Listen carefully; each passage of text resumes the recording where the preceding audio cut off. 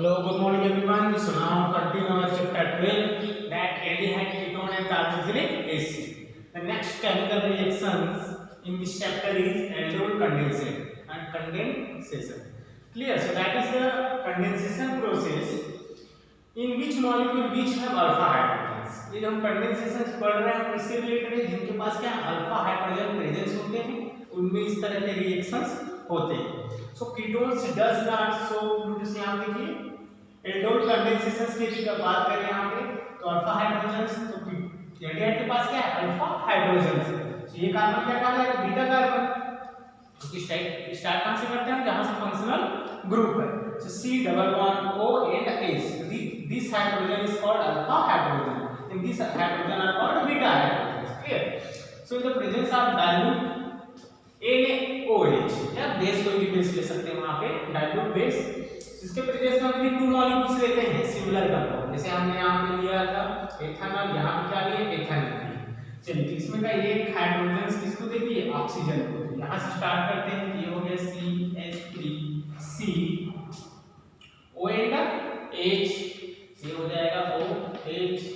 यहाँ भी एक H है, H को हम नीचे साइड से कर देते हैं. क्लियर. अब एक कार्बन किया है किससे इस कार्बन से स्टार्ट. तो इसको carbon 1, carbon 2, carbon 3, carbon 4. Carbon 1 CH3 C O and H and H. क्या बचा यहाँ पे CH2. तो यहाँ लिख दीजिए CH2. और क्या बचा यहाँ पे CHO. ये जो है ये कहलाता है एल्डोल कहलाता है. एल्डोल का मतलब होता है एल्ड मतलब होता है एल्डिहाइड प्लस ऑल मतलब अल्कोहल. देखिए इसमें एल्डिहाइड ग्रुप भी है और अल्कोहल ग्रुप भी है. तो ये कंपाउंड कहलाता है एल्डोल कंपाउंड. पूरा क्लियर. अब कंडेंसेशन का कंडेंसेशन से मतलब हो रहा है दो चीज का कंबाइन होना. यहाँ देखिए सेम मॉलिक्यूल्स दो कंबाइन हो गए तो एक मॉलिक्यूल का बीटा यहाँ पे देखिए कौन सा कहलाएगा यहाँ बीटा हाइड्रॉक्सी हो जाएगा. कौन सा प्रोडक्ट का बीटा हाइड्रॉक्सी. ये अल्फा था यहाँ पे इस प्लेस पे आप यदि बात करें इस कंडीशन में कि अल्फा तो बीटा तो क्या हो गया beta hydroxy. Clear. Beta hydroxy मतलब दैट कॉल्ड एल्डोल. अब हम यहाँ से यदि वाटर मॉलिक्यूल्स का रिमूव कराते हैं. चलिए इसको हम इसमें में लिख देते हैं H एंड H2. पूरा क्लियर. CH2. सो -H2O रिमूव करा दीजिए यहाँ से. तो यहाँ पे बनेगा product CH3 CH CHO CH3 CH CHO. अब यहाँ देखिए बॉन्ड का लॉस हो रहा है. कौन सा बॉन्ड आएगा डबल बॉन्ड आएगा. तो इसका नेम हो जाएगा 2-in-ब्यूटानल. ये जो रिएक्शन है ये कहलाता है एल्डोल कंडेंसेशन. जो प्रोडक्ट बनते हैं एल्डिहाइड और अल्कोहल वो कहलाता है एल्डोल. क्लियर. ये तो क्या एल्डिहाइड का एल्डोल कंडेंसेशन. चलिए इस केस में देखते हैं. यहाँ पे है एसीटोन और एक और मॉलिक्यूल क्या लिए एसीटोन. अब यहाँ दो मॉलिक्यूल्स है condensation. So one hydrogen suppose attach with that oxygen. तो क्या बनेगा पूरा CH3 C double bond O. ये क्या बचा CH2 C. यहाँ पे CH3 और ये हो जाएगा O and H. COH CH3 CH3. यहाँ पे है कीटोन ग्रुप और OH ग्रुप. तो दैट कॉल्ड कीटोन. क्या कहलाएगा ये कीटोन्स कहलाएगा. ठीक है. यहाँ से ये अल्फा है तो बीटा तो beta hydroxy ketones. Same conditions यहाँ भी अप्लाई करते हैं हम. इस जगह से -H2O रिमूव कराते हैं. क्या रिमूव कर दिया H2O. ये यहाँ से निकल गया one hydrogen and oxygen remove. इनके बीच में आ जाएगा one CH3C double bond O. ये क्या हो गया CH C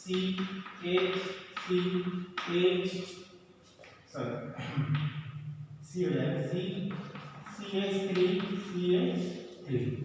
यहाँ पे CH3CO CH3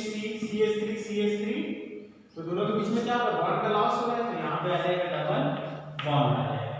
कंडीशंस क्या है 1 2 3 यहां से काउंट करेंगे तो भी ये हो जाएगा 2 in 2 methyl 1 2 3 4 5 pentanol 2 methyl 2 pentanol। तो इस तरह से कीटोन में भी क्या होता है कंडेंसेशन, तो उसका प्रोडक्ट कहलाता है कीटोन कहलाता है, मतलब कीटोन एक hydroxy group. So that is called aldol condensation. क्या बोलते हैं इसको? Aldol condensation.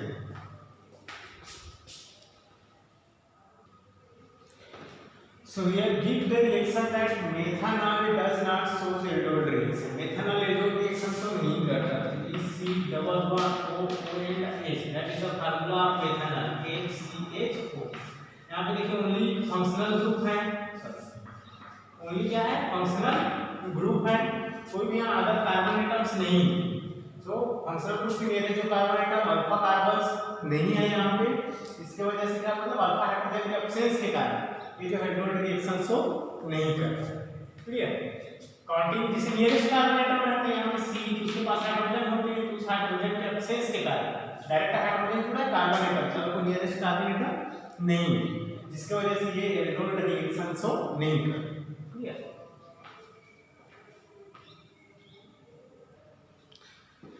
Next here that cross aldol condensation. Cross aldol group से इससे पहले जो एल्डोल रिएक्शन में हम देख रहे थे दोनों जो एल्डिहाइड ग्रुप्स थे वे सिमिलर थे। जैसे हम लोगों ने लिया था एथेनॉल तो दोनों इथेनॉल्स थे। क्लियर? एसीटोन लिए थे तो दोनों एसीटोन थे। बट यहाँ पे भी दो डिफरेंट एल्डिहाइड कंबाइन है, दो डिफरेंट कीटोन कंबाइन है। क्लियर? तो उस कंडीशंस में जो एल्डोल का फॉर्मेशन होता है वो कहलाता है क्रॉस एल्डोल, और एक प्रोसेस कहलाएगा cross aldol condensation. So in the presence of semi dilute NaOH, so here that carbon donate their one hydrogen, यहाँ से हाइड्रोजन कहाँ चला गया ऑक्सीजन के पास, तो सीरीज आप लिख सकते हैं that CHO ये हो जाएगा CH2, तो CH and H CH2 COH O and H COH and H COH and C2H5 C2H5 that is the aldol, that aldol molecule. So removal of minus H2O, so remove the H2O, so what will be formed? C double bond CHO CH CH C2H5। Carbon और carbon के बीच में कौन सा रहेगा? Double bond रहेगा। तो हम इसको लिख सकते हैं 1 2, so 2 in pentanol 2 in pentanol। Clear? चलिए कीटोन का एग्जांपल देख लेते हैं। इस केस में भी हम देखें तो यहाँ देखिए दो डिफरेंट कीटोन्स हैं, एक तो है प्रोपानोल और दूसरा है 4 कार्बन के साथ butanol। So one hydrogen goes into this carbon atoms, then we can write in the presence of dilute NaOH। Clear? So what will form? CH3 C double bond O CH COH CH3 C2H5। यहाँ पे देखिए C double O CH2, यहाँ पे COH CH3 C2H5। ये कौन सा group है? That is product is called ketone. क्या बोलेंगे इसको? कीटोन। यहाँ भी सिंबल कीजिए removal of minus H2O, H2 remove करेंगे तो यहाँ पे क्या आएगा? डबल बॉन्ड आएगा। सो CH3 C double bond O CH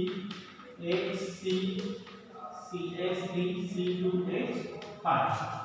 Clear? So carbon and carbon that have between double bond। एक और आएगा यहाँ पे ketone condensation. So differentiate between the aldol condensation and cross aldol condensation, in which have two different aldehyde and ketone group. In the case of aldol condensation, that have two similar aldehyde and ketone group।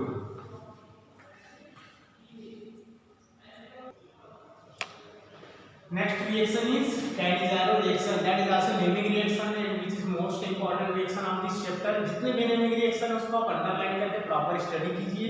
उनसे related direct question ना आएंगे, उससे related at least आपको reactions मिलेंगे. Clear? So यहाँ देखते हैं next Cannizzaro reactions. So that reaction is some difference between the aldol condensation. aldol condensation में हम लोग ऐसे एल्डिहाइड्स के बारे में स्टडी किया जिनके पास अल्फा हाइड्रोजन है. बट कैनिज़ारो में उस तरह के एल्डिहाइड्स को लेने जिनके पास क्या अल्फा हाइड्रोजन ना होता है, do not have alpha hydrogen. Common example methanol, which self oxidise and reduction it gives alcohol. यहां से तो कंडेंसेशन हो रहा है यहां पे कैनिज़ारो, तो 2 मोल्स लेंगे मॉलिक्यूल्स का. यहां से एक हाइड्रोजन आप दे दीजिए ऑक्सीजन, प्रोडक्ट क्या बनेगा, यहां प्रोडक्ट बनाती HCOH एंड H. क्लियर? यहाँ तक पहले स्टडी कर लेते हैं. HCH एंड OH, एक बॉन्ड का लॉस हो रहा है किसको, कार्बन. अब यहाँ पे प्रोडक्ट क्या बचा, C double O and H. यहाँ पे C double bond O and H. In the presence of alkaline potassium hydroxide, alkaline potassium hydroxide. तो यहाँ पे देखते हैं इस कंडीशंस में H, यहाँ इसमें से आप H को दे दीजिए किसको, इस कार्बन को. तो ये बन गया यहाँ पे H. क्या बचे यहाँ पे O एंड K बचे. क्लियर? आ जाएगा O K. क्लियर? ओके को अटैक करा इस कार्बन एटम से और H को एडिशन करा दिए सेकेंड वाले से. आ रहा समझ में आया? H पहले H डोनेट करा देंगे इस कार्बन एटम्स को, आगे भी लिखा हुआ था पहले. तो हाइड्रोजन दे दिए ऑक्सीजन को, तो बन गया OH. क्लियर?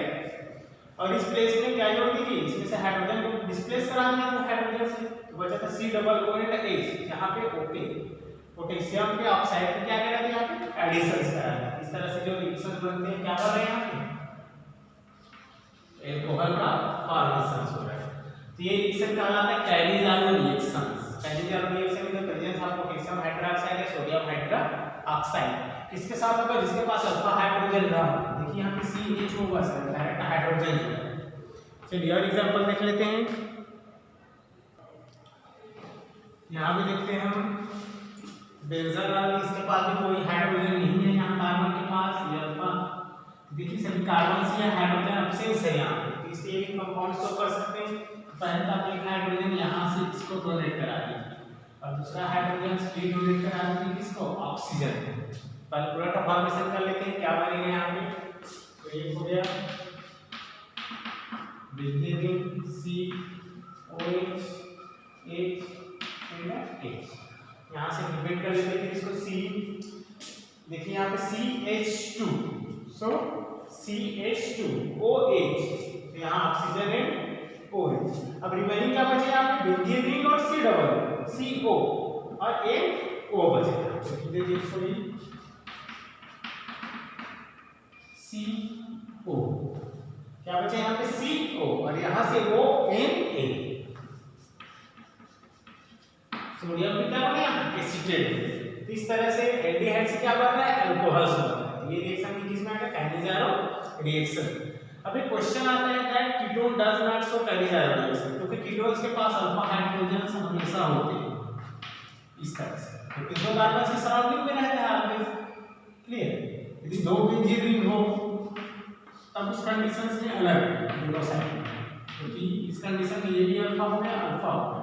तो बाकी जो कीटोन्स होते हैं चैन वाले, उनके पास अल्फा हाइड्रोजन होते हैं, जिसकी वजह से वो कैनिज़ारो रिएक्शन शो नहीं करते.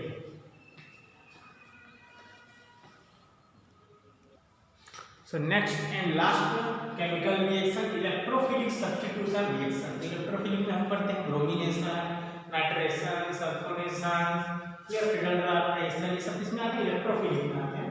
बट इस केस में हम एल्डिहाइड और कीटोन के बारे में रिएक्शन पढ़ेंगे विद नाइट्रिक एसिड. तो चलिए एल्डिहाइड्स का रिएक्शन देख लेते हैं. यहाँ पे CHO, नाइट्रिक एसिड HNO3, यहाँ पे hydrogen hydrogen hydrogen hydrogen and hydrogen.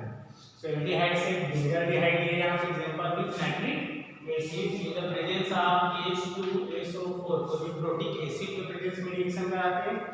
तो यहाँ पे देखिए जनरली जब रिएक्शंस होता है तो मेटा डायरेक्टिव है। अभी तक हम लोग पढ़ रहे थे पैरापैटिक होता है आर्थ्रोपिक, बट इस कंडीशंस में इसका इलेक्ट्रोफिलिक रिएक्शंस कराते हैं तो उस कंडीशन में मेटा डायरेक्टिव ग्रुप, सो मेटा पोजीशंस ये हो गया हाइड्रोजन, यहाँ से हाइड्रोजन और यहाँ से वन ऑक्सीजन ये अटैक कराते हैं। तो क्या रिमूव हुआ -H2O डीएक्टिवेटिंग ग्रुप है। सो H2O क्या बचा NO2 कौन सी पोजीशन पर मेटा पोजीशन पर अटैक करा NO2 इस चीज को थोड़ा याद रखना CHO यहाँ पे बनेगा NO2 सो मेटा नाइट्रो और यहाँ पे ये होगा बेंजानल। और इसी कीटोन्स की हम बात करें